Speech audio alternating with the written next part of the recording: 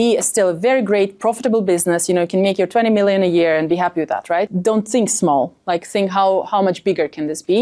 You can build a prototype for $20 a month and you can start outreaching and making or asking for warm introduction for free. It's important for you as a founder, as a CEO founder, to understand how to allocate capital. Where do you need to allocate capital in order for you to achieve your goals? Amazing. Hello, everyone. So nice to see a good mix of people and some women in the room. I'm very happy about that. So because I have a slide for you guys as well, I think. I'm a founder, so my purpose for today is actually to make it as interactive as possible. So this is not a classroom. Like, I want you guys to ask me anything that comes to your mind, right? So feel free to interrupt me, feel free to ask me questions. Like, I'm here to bring value to you. So, but I don't know what is valuable to you, right? So I have some suggestions of what I can walk you through based on my experience. And if I understand this right, you're all from Europe, right?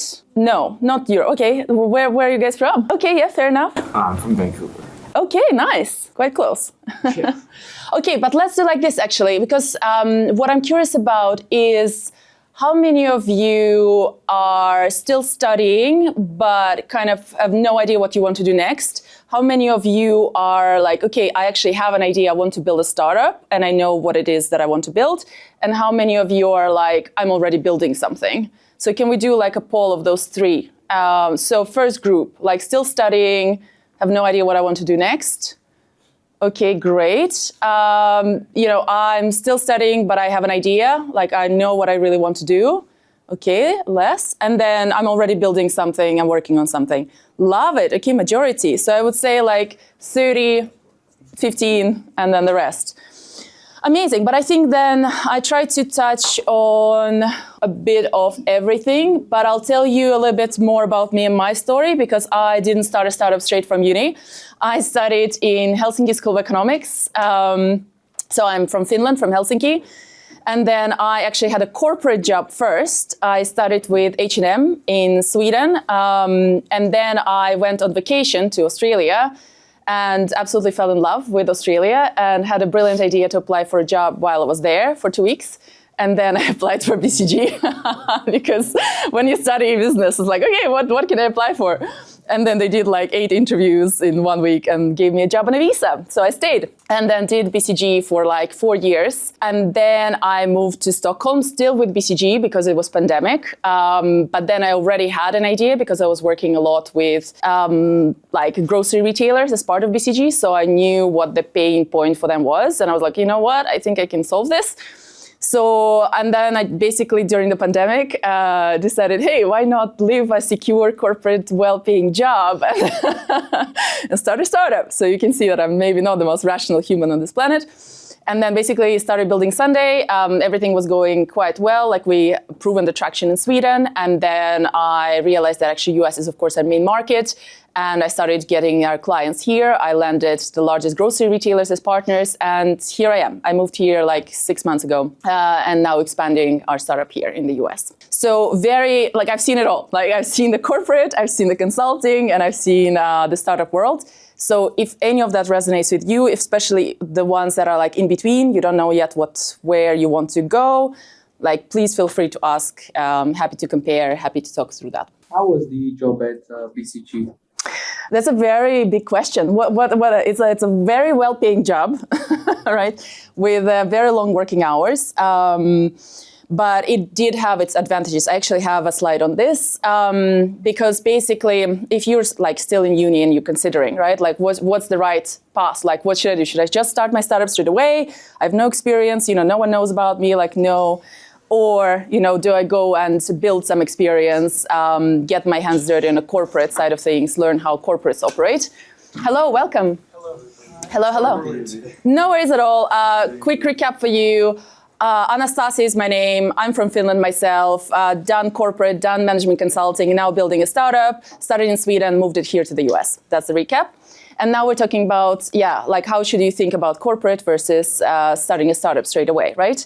So I think the advantage there, honestly, if I was to do this again, and I felt like I didn't have exact experience in the problem that I'm trying to solve. And I felt like, oh, maybe I kind of know how to do it, but maybe not sure. I would actually suggest that, but you want to be a startup founder. You're like, this is it. Like, I know it's my thing. I know I want to build this. Actually, what I would do, and I think it's quite strategic, is I would join another startup first for like a year and basically learn on their expense, right? Like, make all the mistakes, see how the founders operate, right? But at the same time, use that time to build your business. And I will tell you how to do it in a very efficient way, because then you're kind of starting on someone else's payroll in a way, right? Like, there's a little bit of a cheat code, and I don't know if it's very ethical, but I would do that, honestly, if I was, because starting from completely zero, you can, but it's going to be longer and more painful journey. Versus if you join, I don't know, Lovable, and you say, hey, I've just spent 1 year working with Lovable in their founder associate team, whatever it is, right? Like, completely different conversation. It will open doors. You will also learn so much in that 1 year, right? So you will not start from zero anymore. You will start from like 50. Does that make sense? Did I answer your question? And when it comes to BCG, yeah. Sorry, which kind of scale of startup would you consider to join? Like, one person just started, there's nothing, or maybe already a team of 4 people. Yeah, I would pick a middle ground. Like, I wouldn't join a startup that is like a founder and you, because there's too much to figure out. But I wouldn't join a scale up either. So maybe Lovable was not a great example because they're quite a scale up right now. So I would join a team that has maybe 10 to 20, right? And you can say that you've been part of the team that's been building it from 0 to 1. Because that's the hardest part, honestly, the 0 to 1 journey. And that's the one that investors will be like, okay, he's seen how to make it work, right? I think that's the most where you get a lot of learnings and you are hands-on. And this is where things constantly move and change. And you're going to be that person on the ground who's like pivoting and being dynamic and learning a lot. Versus if you join a scale up, you're just going to have a one job responsibility. It's almost like corporate, right? Joining corporate and executing a task. Versus when you join a more young startup, it's like no one's going to give you a to-do list. No one's going to give you a manual. You're going to be like out there navigating it with the founders, figuring everything out yourself. And that's what VC is like, because that's the biggest difference also between corporate and starting your own startup. Like, also ask yourself personality-wise, like, do you thrive in more secure environments where it's like, okay, I'm a perfectionist, I like when everything is laid out, everything's structured, because that is not a startup world, I have to tell you. Like, in a startup, you will have to pivot, you will have to face so many things that go wrong, right? Like, no one's going to give you exactly a manual how to make it work. You have to basically stumble yourself and figure it out, like, and be resilient enough to not get discouraged when things don't go your way straight away. And I think it's given, I guess all of you are very ambitious, very smart A students, that's just something to consider. I would put it this way. But for me, the corporate, like definitely the time in consulting, what was the biggest advantage, and I think gave me that unfair advantage when I started a startup, was actually one, understanding of the business, like being able to just create a financial model like this, because I understand how businesses work, I understand how to build a business model, and that's the language of VCs, right? No one's like, I think I just done this pitch competition, I was a judge, and there was 11 startups, like early stage startups, and only 2 of them actually covered a business model. And I'm sorry to tell you, but no matter how passionate you are about your problem, no matter how good your idea is, no one's going to fund you unless you can explain to me very crisp and clearly how your idea is making me money as an investor, right? So that ability to both create a business model, understand how the business works, like what's the revenue model, what's the unit economics, all of those things, plus ability to clearly articulate it to investors, that's a huge part of what you need to learn as a founder. Were you at the Rice Business Competition? No, I don't think there was one. Okay. I don't know. Yeah, there's so many in San Francisco. It's like every other day. And then as a founder, your job is basically not to be a perfectionist. Your job is to fail fast. And that is actually something that's like very unintuitive, because obviously in your university, in your corporate career, you're always told like, never make a mistake, everything has to be perfect. But as a founder, your only job in the beginning is fail as fast as you possibly can, because that's how you learn, and you can pivot and you can iterate and you can like push it forward. So I'll also explain a little bit more on that. Like basically if I was to start a startup again, what would I do?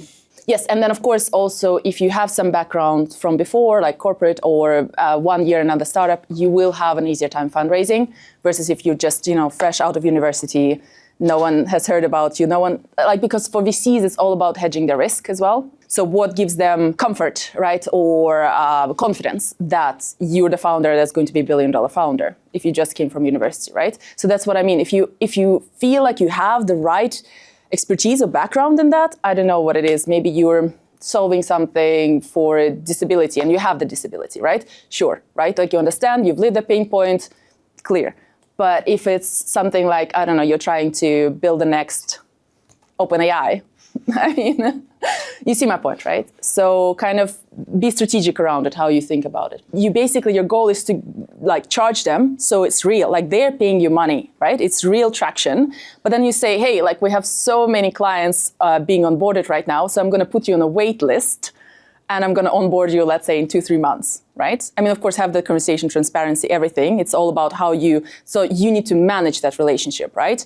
But that's the trick. That's what we do right now is we sell, put them on wait list and then onboard them gradually because we don't have capacity to just okay, let's do everything at once. And that's what a lot of really great, YC Combinator founders, all of them do this, right? So that's what I learned this trick as well. So when you're trying to sell, I have 2 questions. Yeah. First of all is how many channels do you realistically explore in the beginning? And secondly is when you're fixing with a certain vertical, for example, when do you know you need to pivot to the next vertical? So regarding channels, right, it so depends on what it is exactly that your business is. Is it B2C? Is it B2B? Right? I think let's break that down first. Do you have something in mind specifically, or yeah? Recruitment tech, B2B. Okay, B2B, yeah, exactly. Recruitment tech. So who would be your clients? It will be at the moment we're operating in the UK market. Yeah. We're looking for very slow firms, bespoke accountancy firms that have a high turnover rate, but they don't have any internal capabilities of building their own screening tools and etc. So for us, we did our market research. About 600 of them are out in the wild. Yeah. UK-based accountancy firms that are 50 to 200. Yeah. But perfect. I mean, I'm sorry to tell you, but your main channel is the outreach to them, right? I mean, there's you have limited options of how you pursue them.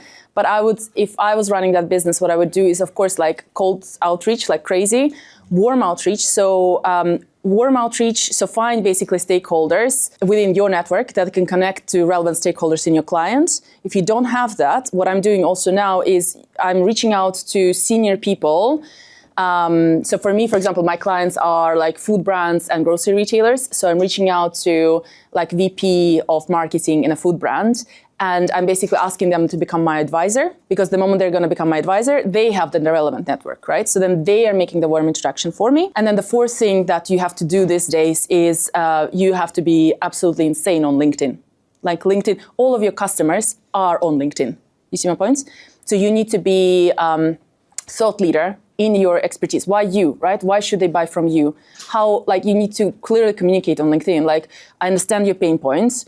This many people use us already. This is how we're solving. And just relentless. You need to be in their feed every single day. The more touch points they have with you or see your message, right? The easier it is for you to convert. So those are the 4 steps I would do if I was building what you're building. Thank you so much. Of course. Right. Okay, moving on, because I also kind of want to run through this and then hopefully have a little bit more for Q&A in the end as well, 20 minutes or maybe more. All right. So yes. So now I would say compared to when I started, now the game has really changed because now anyone can build. I'm not technical, and even I'm building shit in one day, right? It's using Claude, using Lovable. So the question now is not how fast or how well you can build, because pretty much anyone can build. But the game changed into how well can you distribute, right? So to our discussion just now, what is your channel, right? How are you going to acquire your users? How are you going to reach them? That's the name of the game right now. And Yeah, and especially as a founder, I think what is the most strong way to go about it, and what also VCs like to see, is can you sell as a founder, right? So being on LinkedIn, right? Being that thought leader on LinkedIn. Or if you're a B2C, I'm sorry to tell you, but I think you need to become very comfortable with social media.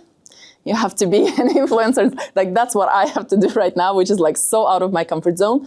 But that's the name of the game. Like you need to be able to sell to your target user as a founder. Like you become the distribution channel in a way, right? Like you become the main spokesperson. No one can sell your idea better than you. Like forget about if you're still in the early stage, you're pre-seed seed, forget about hiring a salesperson to do this for you. You have to do this. No one is going to do this better than you. No one's going to understand your problem better than you, and no one's going to care better than you, I can tell you. So your first, whatever, if you're B2B, I mean, depends if you're selling to enterprise, but your first basically clients, let's say to 1 million ARR, you have to sell them. Sure, after you raise your seed or Series A, you can hire a team, but you're the main selling person. So I hope you get comfortable with the notion of selling.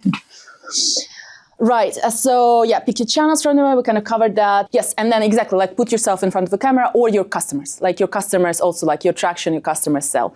Like if you think, I don't know how well you're familiar with Lovable, but like that's what they've done so phenomenally well. He just on LinkedIn, almost like every day, every week, is just sharing like, okay, here's what our customers are doing. Here's our traction. This is how much we grew. Like that's what ultimately helped him to scale so quickly, right? He was the front-facing person showcasing all the traction, all of the customer success. That's ultimately what everyone wants because it also creates a lot of FOMO and then everyone wants to jump in. Great. I'm going to switch to fundraising unless you have any other questions around how to think about your idea, how to build it, how to think about it. Yes. Yeah, I do have a question. So I'm a consultant myself. Yeah. And I would like to ask you, like, how hard was it in the beginning being a non-technical person? You know, finding a CDO, trying to build not being technical, not coding. How hard was it? And how difficult is it to make sure that we find the right person to work with us on the idea that we have? Yeah. I think it's a great question because exactly like back then when we started, like there were no self-coding tools like at all, right? So I needed to find a CTO because I couldn't code like even a single line of code, right? So I got very lucky, but again, like I think as a founder, basically you need to get comfortable with the notion of hustling. So I moved to Stockholm, like I started the startup, I think 6 months or 9 months after moving to Stockholm. So I knew no one. I didn't have any friends there. I didn't have any networks. I didn't study there. And I didn't know any investors either, right? So, but I started going to all of the conferences. And there was a Women in Tech conference in Stockholm, very big, like 4,000 women. And I found my CTO there, right? So we really connected over this problem. I kind of had the business side. She had the technical side. Perfect, match made in heaven. Like super, super grateful, very lucky. And maybe actually just also to set expectations. That is quite rare that you find a co-founder like that from kind of cold, and it works because a co-founder relationship is a whole thing to navigate on its own, but it's doable is what I'm trying to tell you, right? As long as you're in the right spaces. So please don't hire people from LinkedIn, basically, because it's like, it's not the right person. So either go to this like specific startup conferences or like angel lists, Y Combinator, right? People who already like, I really want to build a startup, right? So only pull from that because I did this mistake with early hire. I hired a marketing person from corporate. Disaster. Like they don't understand how to run in a startup world, right? It's a completely different game, right? It's not about executing a task list and doing everything perfectly, but it's about like what experiment can I run today and what can I learn from it so I can do something next or something different tomorrow, right?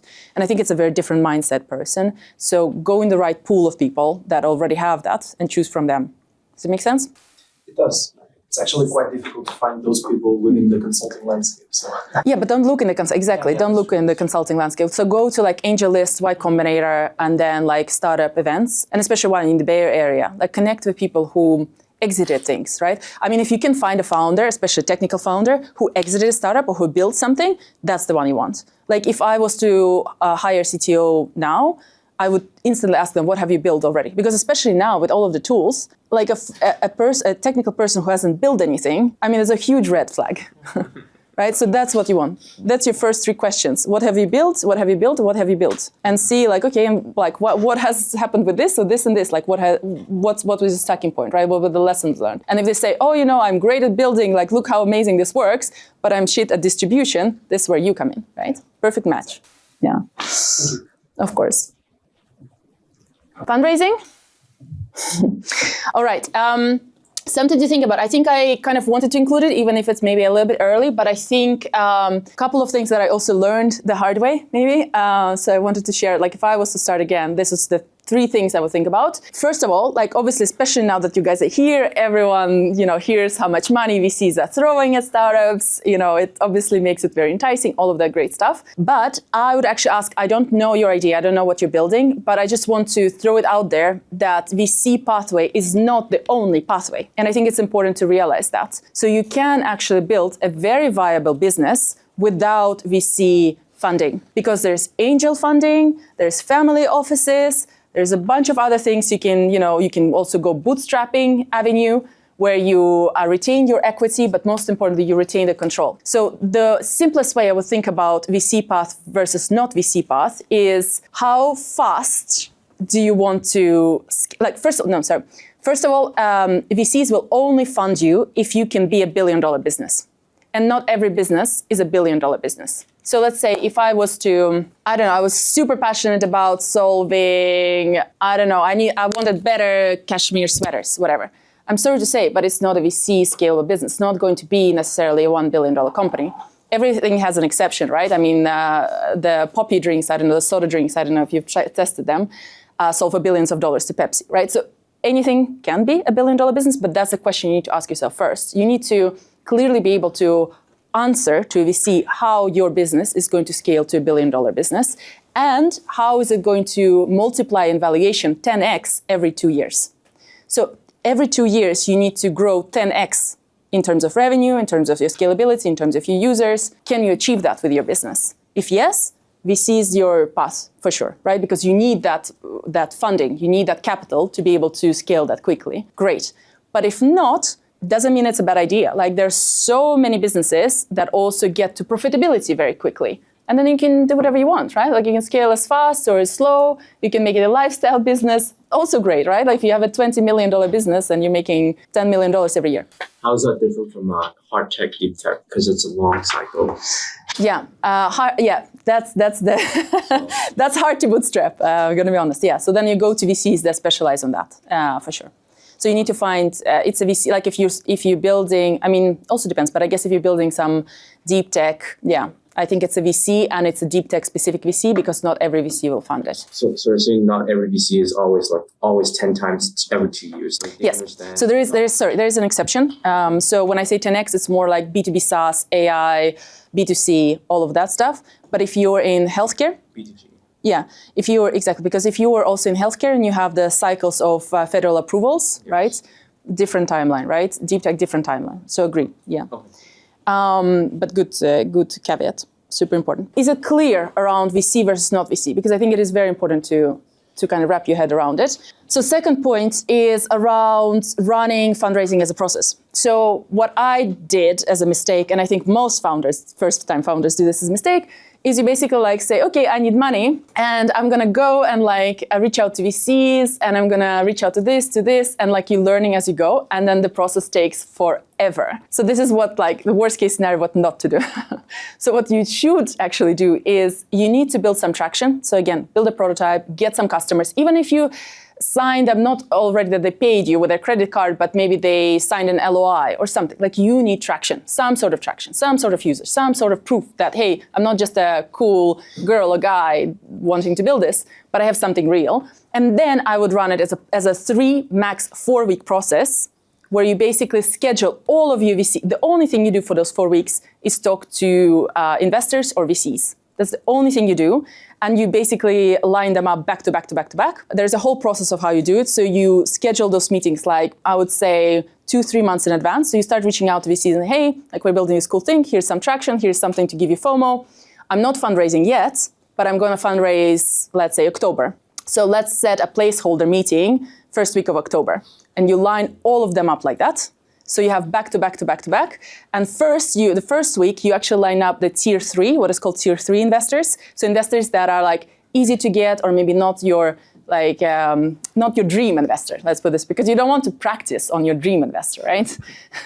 So you line up like the tier 3 first and try to basically get them over the line of giving you a term sheet. That's the ideal scenario, right? Because the moment you have a term sheet, like the world is your oyster, right? Then you can talk to tier 2, tier 1 and say, hey guys, I already have a term sheet, but I'm thinking, you're a better fit, or I want to increase my round, whatever it is, completely different conversation, creates FOMO, and that's what converts. If you don't have FOMO, converting a VC as a first-time founder, that's an art, right? So my friendly advice is traction is going to be your biggest sell, and FOMO is going to be your biggest sell. So you need to show either things are moving from a customer perspective, or from another VC perspective, from another investor perspective. Even line up some angels before, right? Like say, I'm raising $1 million, but I already have 400K from angels already secured. Something. So you don't go to VCs with like blank page. Never do that.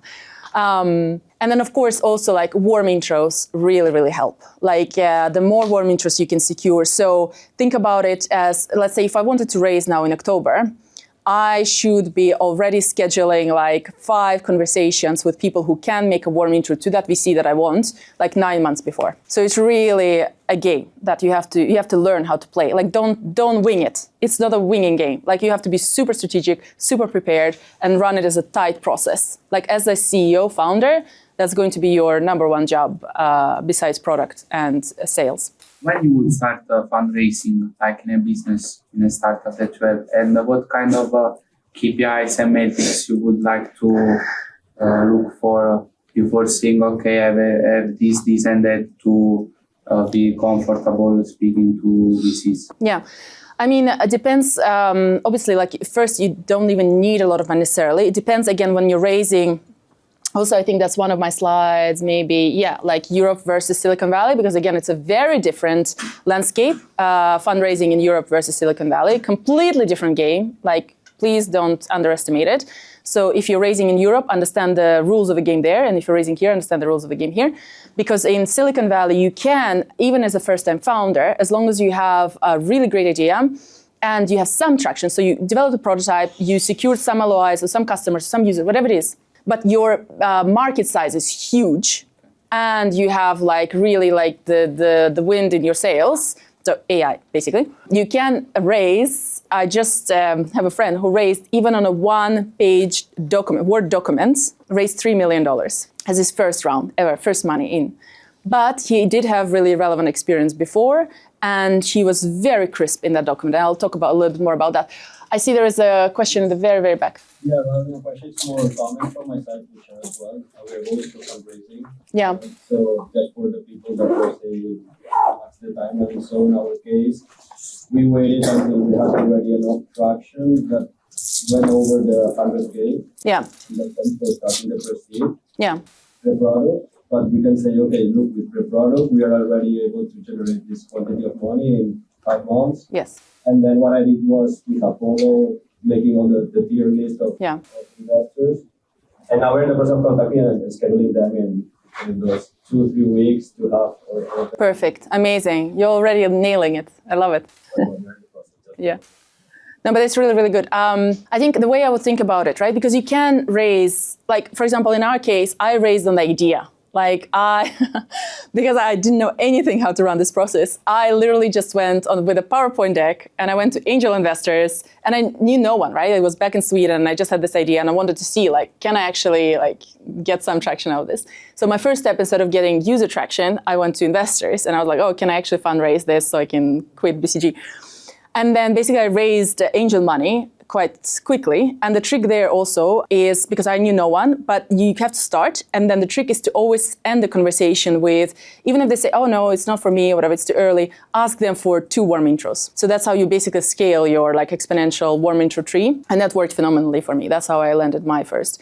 But if I was to do it again, I would do exactly what you're doing. I would first get attraction, first get the revenue, because you will have more control then you're in the position of power. Because I was like, whoever gives me money, I'll take, you know what I mean? But like if you have revenue, you're dictating the rules, right? And I think that's where you want to be, for sure. And the other thing to also think about, so coming back from Silicon Valley to Europe, in Europe, unfortunately, I strongly feel this, but I feel that investor funding, VC world is so far behind. It's almost like, to me, it feels like kid theater rather than the real deal, which is in Silicon Valley. Because in Silicon Valley, how they invest, what they want to hear, especially as a, you know, in the early stage, is who are you as a founder? Number one question. So sell me you, right? Not even the idea. Sell me you first. Why you? Why are you going to build it and have the grit to build it into $1 billion company in 10 years? You know, do you have the energy and the power to actually be able to do this? Second one is how big is the market, right? Even before you show me your product, I don't care about your product. They want to understand, can this become $1 billion business? If not, they're not interested. That's your disqualifier instantly. And then tell me, okay, here's a pain point and why my product is the most amazing thing ever, right? So that's the order of magnitude in Silicon Valley, and that's how you get $3 million. In Europe, I mean, I've been asked all sort of questions, even as a early stage pre-seed from a VC. I've been asked, so when are you going to be profitable? Are you going to be profitable in the next 12 months? And as a VC, that's like completely, like that's not how a VC game works, right? Anyway, so there they want to like basically mitigate risk. So in Europe, it's all about show me how you will remove the risk. Show me why this will not fail, which is a very interesting concept in its own, but it's all about traction, basically. You need to show them traction. You need to show them, look, I de-risked it because here's traction. Oh, I de-risked this, here's traction. Like that's how you have a conversation with European investors. From VCs that are based here, why in Europe? Short answer is yes, anything is possible here, especially if you're building in AI. However, it's much harder. Like they only want to invest in US based. So when I, for example, started fundraising here, I did the Delaware flip. Like I switched my Swedish company into a US company because it allowed me to unlock more funding or easier conversations, right? Like they don't want their money to go to Europe because for them, it's like they can't track it. They don't know what it is. You know what I mean? They want it to be in the US legislation. Yeah, so actually another really good trick, because I came to the US first as part of a Finnish hacker house. And the trick there is I never said like, oh, I'm here as a Finnish hacker house, I'm visiting San Francisco, I'm trying to fundraise. No, like you go into the meeting and say, I already moved, I already building here are my US clients, here are my US users, you're already here 10 years ago, like make it sound super confident that you're here to stay, no other option. Like they don't want to hear, like because we have amazing traction in Sweden, when I was pitching to some VCs, they're like, Sweden, where's that? They don't care, right? They don't care. They don't believe that, for example, Swedish users, they were like, great traction, can you replicate this, but with a US user? That was the response, right? And that's what I'm doing. But so they don't care about there's so many startups here that are chasing their money. Why would they back some European founder? Unless, of course, you ex-founder of Lovable or have some previous amazing experience building something and you've proven that you can exit it in a successful way, sure. But yeah, that's what you have to consider. Who are you competing against? And you're competing against all these kids that don't sleep or sleep in the office here. Precisely, that's the thing that we're starting a little bit now, this kind of mindset change, because we know more or less the strategy in Europe of risk mitigation. Yeah. We know all the clear questions, so they be sure that if they invest the little money they want to invest, because always no valuation. Yes, exactly. The thing is here we're still struggling how to sell this big picture, how to connect with VCs, because as well we are not in the US, we have our structure. So I can tell you what I did, right? So before even coming here with a hacker house, right? Before even landing in SF, I already scouted who are my dream VCs, right? Who are my tier 3, tier 2, tier 1? And you go on Crunchbase, basically, and you find companies that are similar to you, right? And you see who invested in them. And then you basically reach out to all of those people. And the best thing I think about being in the Bay Area is that all investors respond to you and they respond quickly. Right? So for example, just to give you, so I benchmark my company against a company that's a $2 billion valuation. And I reached out to their lead investor. They gave him $300 million. So they only do like Series D plus, right? And I'm like, seed. I reached out and I say, hey, I'm building this company, but in this space. That was my only line, LinkedIn, cold introduction, like completely cold message. She responded the same day, and we met for a coffee the next day. But my response was, look, I'm already in Palo Alto. Like I knew that she was located in Palo Alto. I said, I'm already in Palo Alto. You know, I'm here. Let's meet at this coffee spot that's right next to her office. So I've done my due diligence, right? I made it easy for her to say yes, but she responded the same day. We met the next day. She gave me the entire playbook of that company. Amazing, right? So that's the thing. Like they are also, all the investors here are super hungry. Like that's their job, right? They are much more like also evaluated, right? On how well they can invest and not to miss a deal. Like everything here is run on FOMO. Whereas European investors like, oh, okay, let's schedule a meeting in 4 weeks. You know, like that has been my experience. For example, I got like this week already like 5 responses from investors. Yeah, exactly. But they were like at least emails of questions. Like answer first those questions, and the risk mitigation stuff in Europe. It's like that's interesting. So that's interesting. So one thing that I do also, like every time I reach out to an investor, if it's not a warm, so if it's a warm introduction, what you have to do is you have to send, we call it a blurb, right? So you basically give like one sentence what your company is about, but you have to make it like super powerful, right? So it's like, in my case, I would say, you know, building this in this big market, right? And then you have like 3 bullet points underneath, like this is why the founders are insane. This is already the traction they've achieved. Here's the revenue, and here's how big the market is, right? Those are usually my 3 bullet points. And then the warm intro person sends that blurb to the investor, to a target investor, and say, hey, like I have this amazing founder, here's their blurb. And they say, amazing, now I get what they're building. So you preempt those questions, right? You see my point? Or if you're even reaching out cold, you just send exactly that blurb saying, you know, this is super relevant for you because here's my blurb. So try to preempt the question, because if they're asking you those questions, then you kind of failed in that step. You see my point?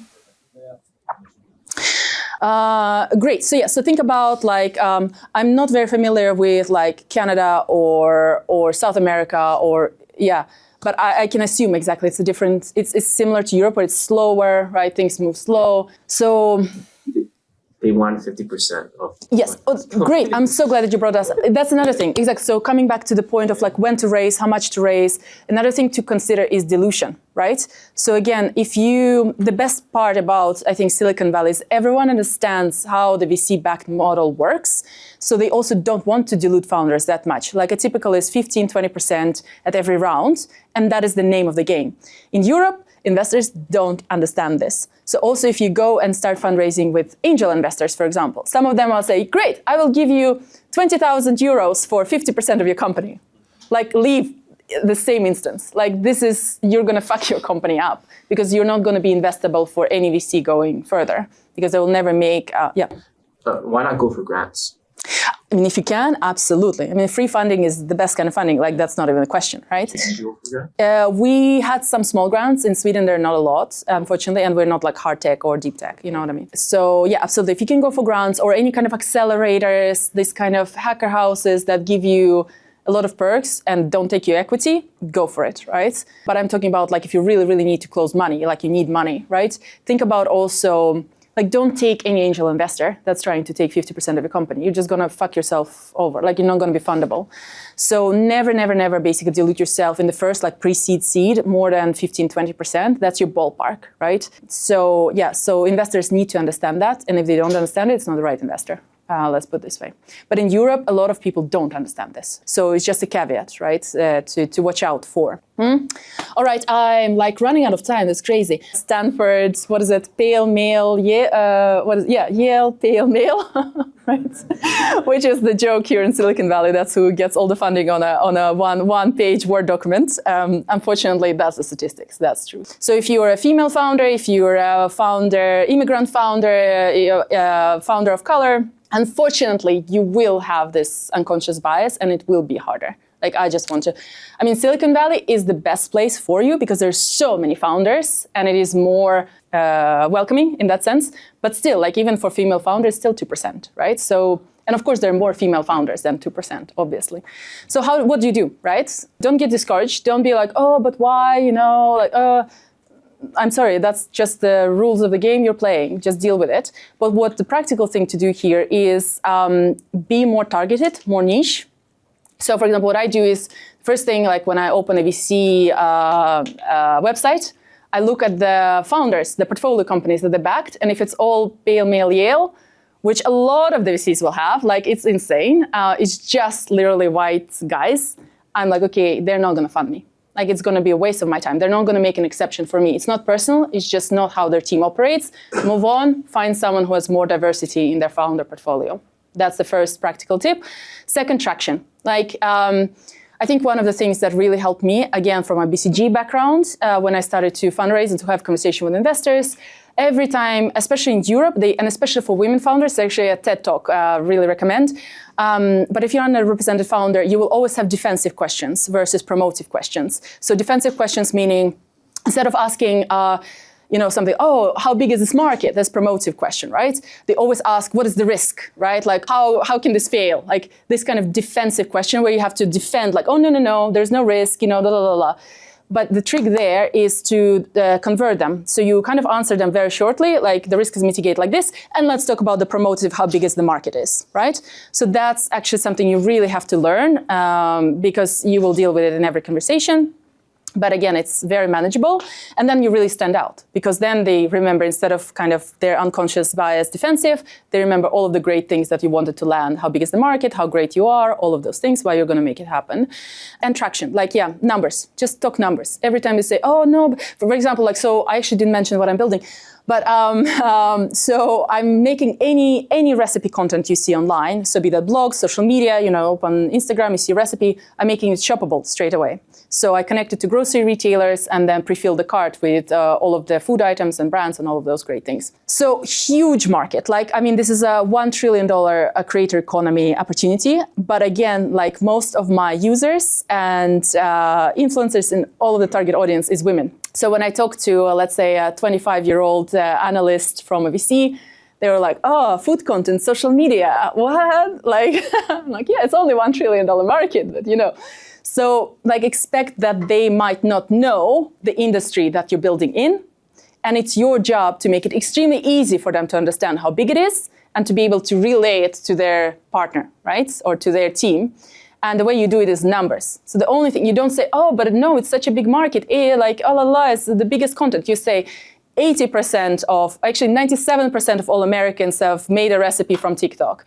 80% of users do this, right? So you anchor them with numbers that they can remember easily. And then, one thing that's not here, a little bit side thing, but another really, really strong tip, when you're fundraising, please, please, please never talk to analysts.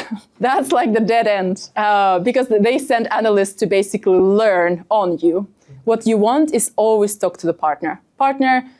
General manager, general partner, whatever, like the top dogs. And that's why you want the warm intro, because you want the warm intro to them, not the analyst. If it's with an analyst, skip that meeting. I'm sorry to say, but the first-time founder, you have such minimal chances of closing the deal from an analyst. So if you can, skip it. Don't waste your time. Sorry, was there a question somewhere? Yes. I have a curiosity question on this. Yeah. Being yourself a female founder. Yeah. And having been in Europe, especially North Europe and US, in the Bay. Yeah. Do you think that it's more difficult in Europe than in the Bay, or the other way around? And do you find a difference in North Europe compared to the rest of Europe? I think it's easier here because things move quickly, right? Things move quickly. There's more capital. If, for example, the first point about target, right? So just to give you an example, I think in the Nordics there's 3 VCs that focus on female founders. In the Bay Area, there's hundreds of either angel investors or VCs that are either focusing or open to investing in female founders much more than you. It's shocking, especially there is really this kind of discrimination. Yeah, that's the statistics. Yeah, it's unconscious bias. Yeah, exactly. So, but I also think that it's really, really important because obviously I interact also with a lot of female founders. I think it's important to know how to speak to these investors, how to speak the VC language. So don't go into, here's my passion, here's how amazing my product is, but go into the numbers. Here's how big the market is. Here's how much money I'm making already. That's what they want to hear. They don't care, in a way, what you're building. The only thing they care about is how fast can they scale and how much money can they make on it. That's what you have to tell them. It's great that you're passionate about what you're building, but that's not how they think. Compared to the rest of the world? Which part? Scandinavia. It's even less. I think 1% of female founders get backed in the Nordics. Yeah, it's crazy. But anyway, we don't get discouraged by that. We just learn how to play the game. And that's how you play the game. Yeah, and no analysts. Please save yourself time. All right, so last remarks, because we are running out of time. But also, if you're building not in Silicon Valley yet, but I would still strongly encourage you to think globally from day one. Like, please don't build for your home market. Like, I mean, of course, I don't know what you want to build, and there's always an exception. But if you want to be kind of VC-backed, billion-dollar company, think globally from the start. Even if you're building in your home, like, for example, we started in Sweden, but I always knew it's going to be a global company, right? It needs to be globally scalable. It can't just be locked into an enterprise client in your home market or regulation in your home market, because that will never, or they will make it very harder for you to be able to scale it with VC capital. But it can, again, be still a very great, profitable business. You know, you can make your 20 million a year and be happy with that, right? So you just, when you're thinking VC, think global. Second one is, prototype before you sell or before you fundraise, because traction is going to make it so much easier. I'm not saying you can't fundraise without, but it's going to make your life so much easier if you can just show the numbers, like even early numbers. And you don't have to have everything. It's also okay to say, you know what, we closed our first clients, here's how much we were able to charge. I think we can increase it like this, this, and this based on this hypothesis and assumptions. And this hypothesis is why I'm raising money, because this is what I want to prove. Like, this is what I'm building towards, right? So as long as you can articulate it that clearly, that's what investors want to hear from you or want to understand. They don't expect you to have the entire unit economics sorted, right? But they want to understand that you thought about it, that they want to see that, okay, you've built some business model, even though everyone knows that your first financial projection business model never going to go according to plan, but they want to see that you're able to do it. Like, you understand how the business levers work, right? And which levers you need to pull. Resilience is your moat, because founding first startup is like, it will never go according to plan. I can promise you that. So you just have to find that emotional resilience in you to like, okay, you know, things went south here. I'm going to pivot. I'm going to find a way how to persevere, because that's basically the name of the game for a founder. Anyone can build now. So think about distribution from day one. Don't think like, oh, I have this amazing product, and then what? Like, how are you going to get it into the market? How will you actually sell it, right? Like, what is your unfair advantage there?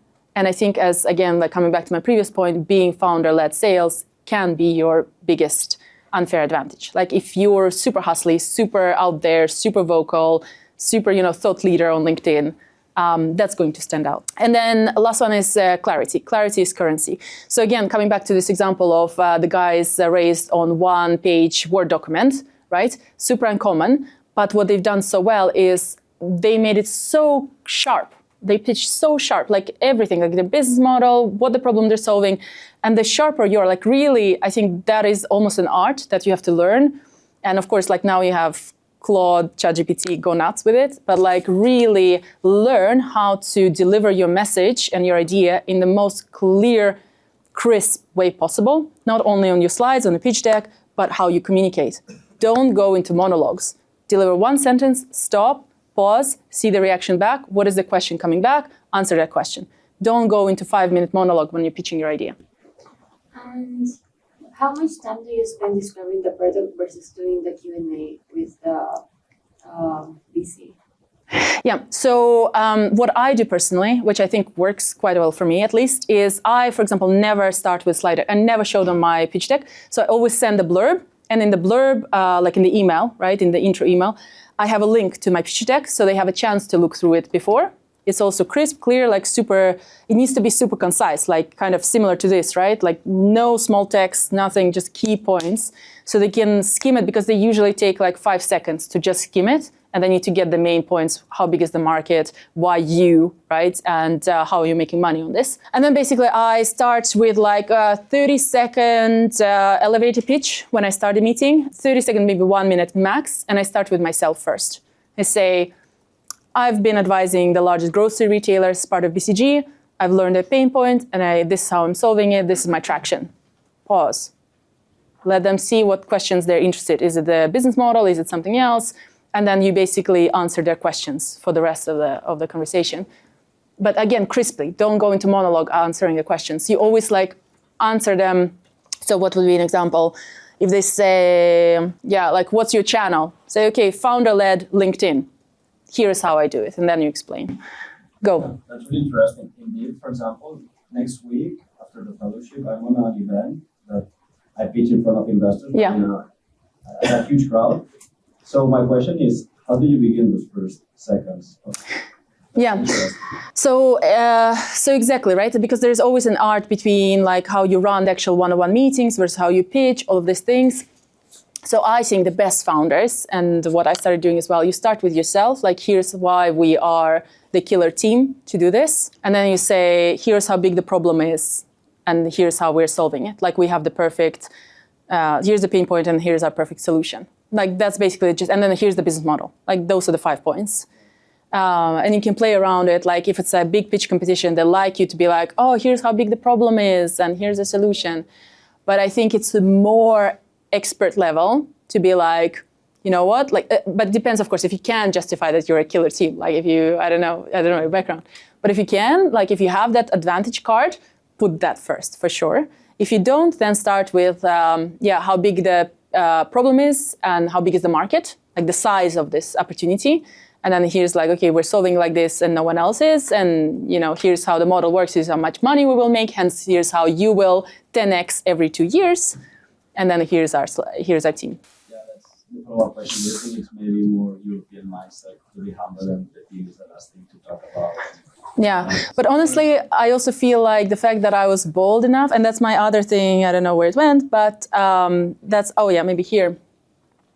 Definitely in the US, you have to be much bolder, like much bolder, much bigger, like everything here is so exaggerated and everyone's pitching it that way, right? So if in Europe you say, oh, you know, like, it's like size of the market here, in the US, you have to like push it. Like, you have to say, you know, it's going to be huge. It's going to be like this. You're going to scale much faster than what you would communicate maybe in Europe. You have to allow yourself to be bolder and to dream bigger. So don't say like, oh, we're going to tackle this thing in this market and this niche for this specific. Go broad. Like, how can you scale it further beyond that, right? So obviously don't say it just to say it, like back it up. But, you know, like, don't think small. Like, think how much bigger can this be? And then the other thing, actually, I forgot to mention, but like in Europe, you would usually, like when you're reaching out to investors or when you're reaching out to customers, you know, like I used to sell, especially in Scandinavia, I used to send like 3 follow-up emails. And I'm like, okay, you know, I'm bothering these people now. I'm not gonna. Here they send, like, one founder I was talking, he's like, yeah, I closed my round after I sent 90 follow-up emails to this investor. 90. And that's like to give you a perspective of what they're used to here. Like, everyone's doing this. And everyone's reaching out like that to clients, to investors. That's what they're used to. So go really bold and like, have no filter, I'll say, right? Like, don't restrict yourself. How do you know, like you mentioned, like you want a bigger vision, but how do you make your vision big so it's not like bullshit? Like let's say for example, yesterday we went to Stanford and we listened to a professor. He wants to reverse aging. Yeah. So like how do you make that like not big but like not bullshitable? Yeah, so I think it's hard to kind of, let's take an example, right? For example, in my case, right? Instead of saying, so I would never pitch it like, oh, you know, there are these recipes on social media, so I'm just gonna make them shoppable and that's all my business does. No, it's not about that. Like, my business, what I'm building is I'm collecting the cleanest, largest data set in a $10 trillion grocery retail market. Oh, okay. And data is my big market, right? So it's not about the recipes and making them shoppable, but it's about S4, you know what I mean? If you just want to make a couple of $1 million, maybe VC is not the only path, is what I'm saying. You see my point? Because VC, also one thing that you need to understand, like obviously here it's very glamorized, everyone wants to be VC backed, but you have to understand that VC game is to back 100 companies and expect only 2 of them to succeed. So what it means also, like, for example, why I would not necessarily chase, let's say, Sequoia, right, or Menlo Park Ventures, like the big guys, is because those guys are investing in things that scale like instant, like lovable, right? Absolutely insane growth. I will never be, as my startup, I will never be able to compete with that growth. So I will always be this little underperforming a little startup in their portfolio. And that's not where you want to be, because you will be deprioritized and defunded. So you basically need to understand the kind of the game, right? Like, how does the VC market work? If you're not going to scale quickly, they're going to deprioritize you, and potentially that will kill your business. So maybe if you're not trying to, work 996 and scale to $1 billion, it's a totally viable path to go angels or family offices, scale it a bit slower, scale it to 20 million, sell it, exit it, right? You earn 10 million out of it. Great. Do you agree that some depends on what you're building, of course, but if you do some deep tech, B2B, or this kind of stuff, it's, let's say, harder to bootstrap?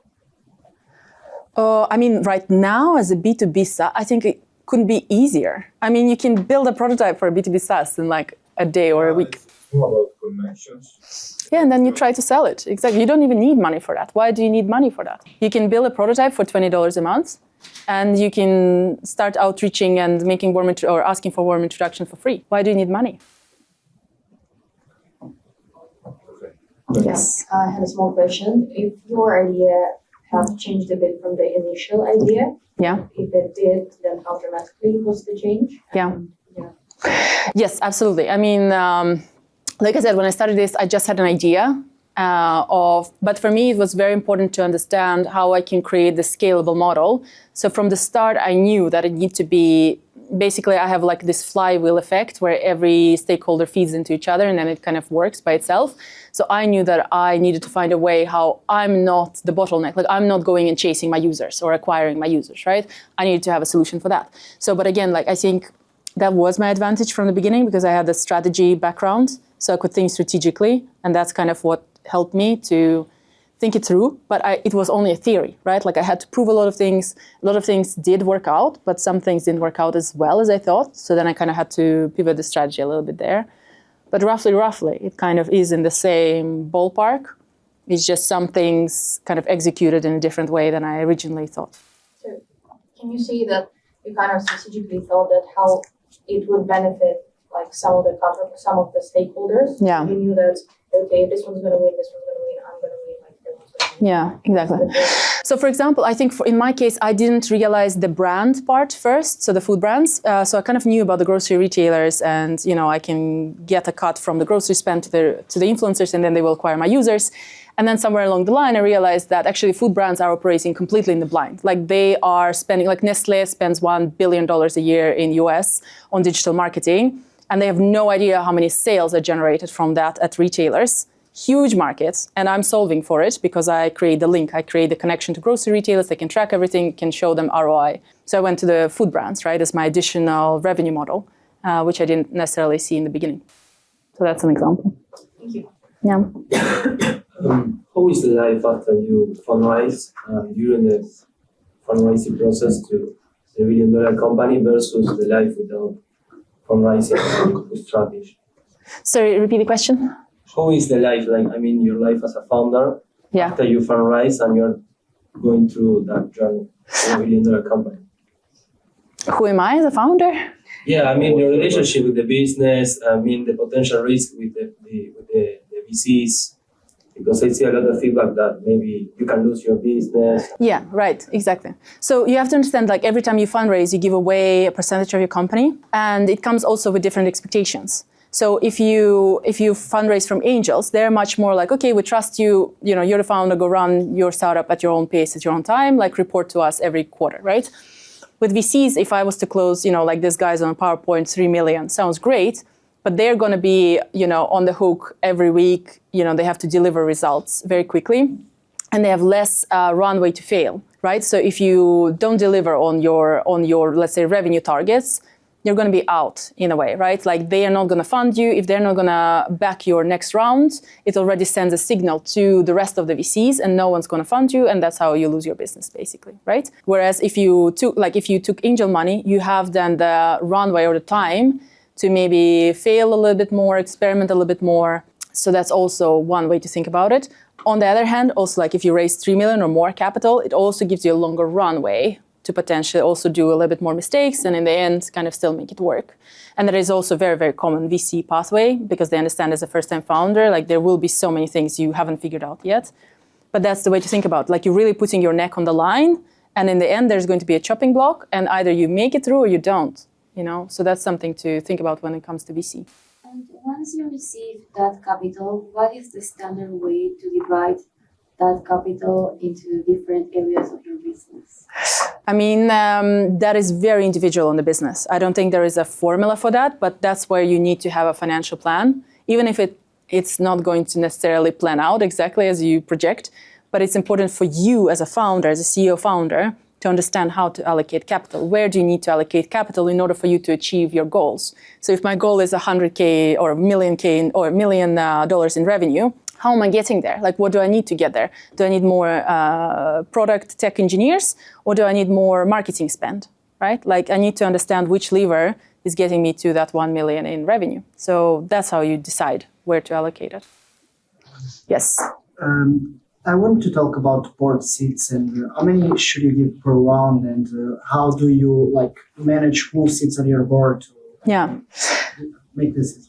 Yeah, I mean, that's always a huge negotiation point. So, of course, as founders, you want to remain in control. Like, especially before Series A, never ever, lose control of your business. Absolutely, even during Series A, I would say. But of course, VCs always want a board seat or two. So what I try to do is have 5 in the early stages, have 5. And let's put it this way, before VC money, like if it's angel money, don't have a board at all. Because a board means more admin, basically, and you don't want to spend your time on admin. But if it's a VC that gave you 3 million, they will want to have a board and to have a board seat. So then you allocate, usually you ask for 5, you put 2 founders on the board, 1 independent advisor, and then 2 usually come from VC, or 1 VC, 1 other VC, or 1 other investor. That's in the round, right? So that's very, very the most common composition, I would say. But what you don't want is to lose control over your round. And another small tip, but so remember around the fundraising process, why it's also a process, because the first term sheet that you will receive is probably going to be crap. And you don't want to be running out of money in the next 2 weeks, and you're like, shit, I have to take this.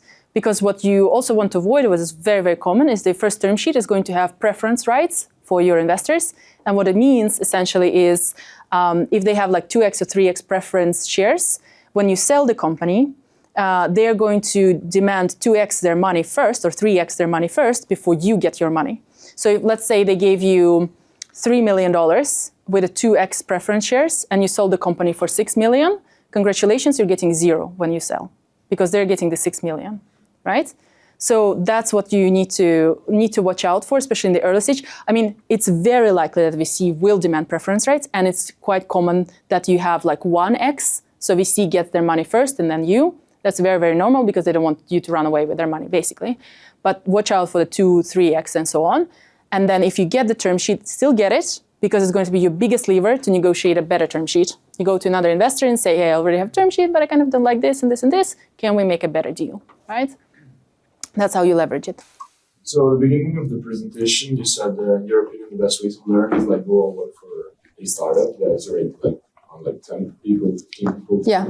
What would that be your recommendation, or to approach the founder or some decision maker in order to get the internship, and in which position you would recommend to work in? Yeah. So if you are technical, go build. Absolutely. And if you're a business, then you go, if you're especially in university now, I would definitely do a founder associate role. I think you want to be as close to the founder as possible.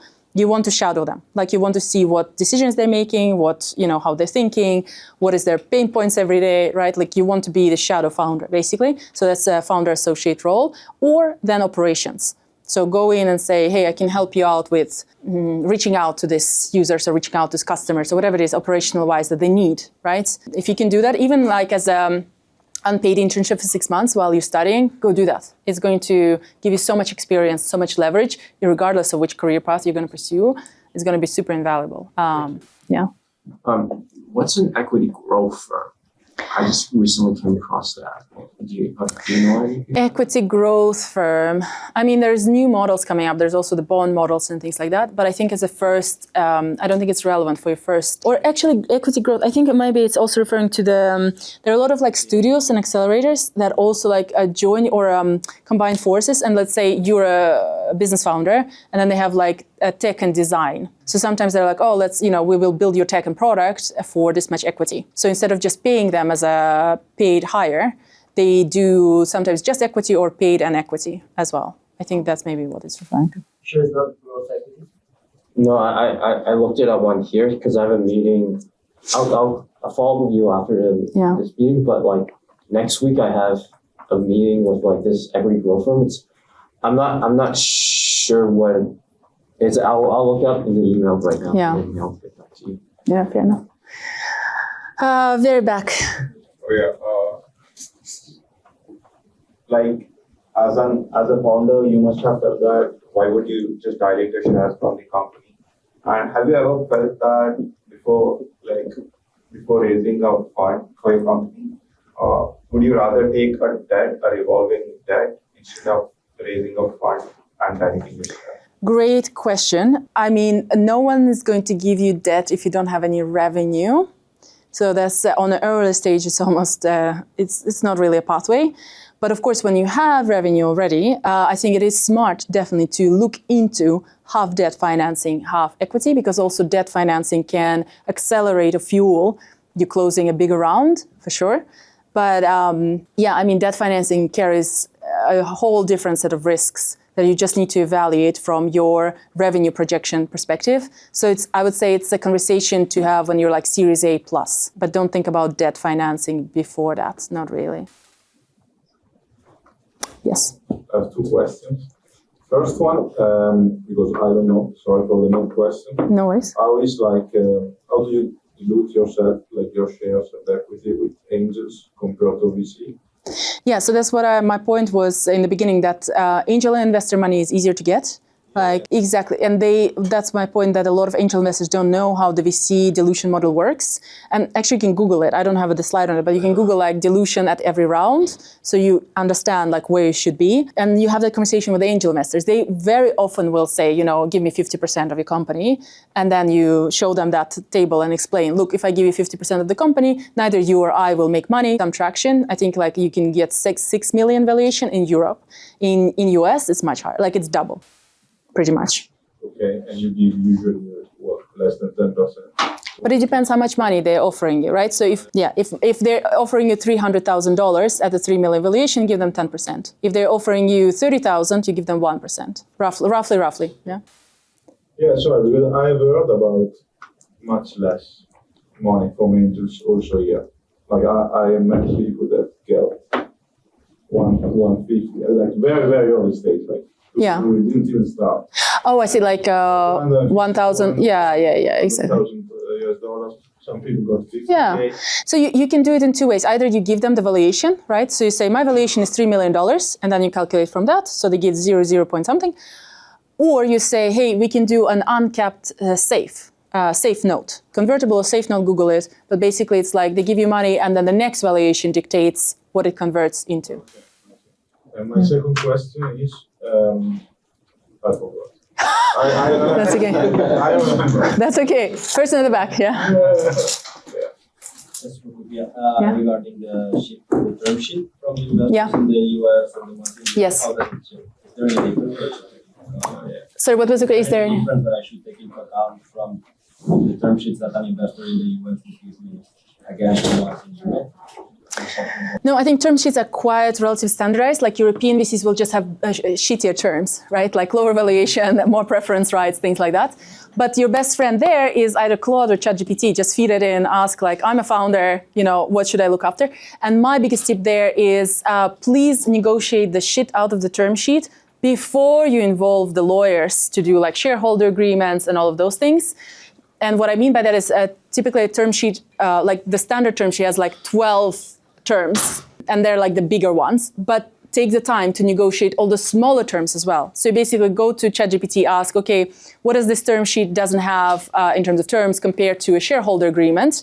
Like put that in, put some, what you want those terms to look like and send it back to investors. First negotiate the term sheet fully with all of the 100, different terms with the investor directly, or like with the business people, with the actual, like people work, like as in the investment fund, before involving the lawyers, right? So the lawyers should get already a full, the 100 terms that are agreed, no more negotiations, no more, because otherwise you're going to sink your money in lawyers.